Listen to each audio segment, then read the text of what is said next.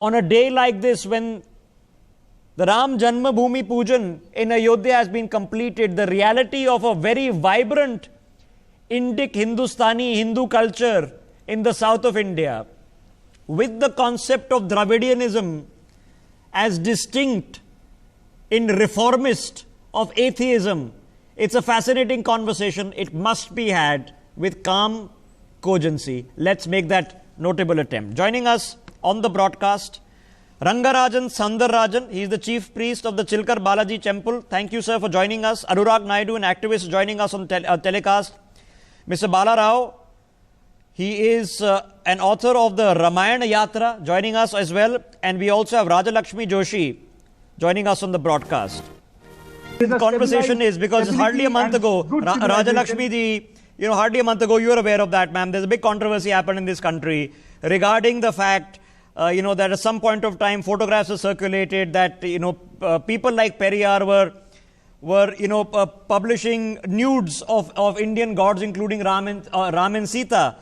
Now, one side of the story is that to break some myth busting because there were evils within Hinduism. The other side of the story is that this was a rejection of Ram. How do you see it? No, I see it as, their opportunistic move. Because, like our esteemed panelists here were saying, Prabhu Ramji has been respected all over the country, not just in the north, like even in the south. So this thing of, he being a North Indian deity and that, we should be rejecting him, and another thing is that today his followers seem to be the most confused lot, because they are speaking about the qualities of Ravanan as somebody who is a very pious Brahmin, whereas Periyar was actually anti-Brahmin. So what exactly are they rooting for? So this is something like they are just bringing out some issues just for the sake of no. So what is your opinion, ma'am? Would you say that you can do it two ways. Either we can say that, look, Ram Rajya as a conceptualization of a code of governance under a Lord Ram represented a distillation of human good that went awry with the caste system and other social evils. So a restoration of a Ram Rajya is back to the good, or the destruction of a Ram Rajya is the only way to get past the social evils. Which of the two?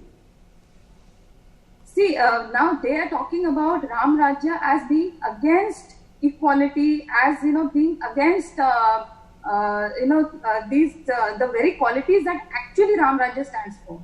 So they, what I feel is that they are purposely kind of misleading or creating some kind of a misunderstanding amongst the people, so that they can gain some relevance. Okay. Because right now they can see that this is the moment where the entire world is watching, and that everyone... Okay. There should be a syncretic view of India. Okay, many people will disagree. Rajalakshmi ji, there are many people who would ascribe to the concept of a Dravidian cultural ethos.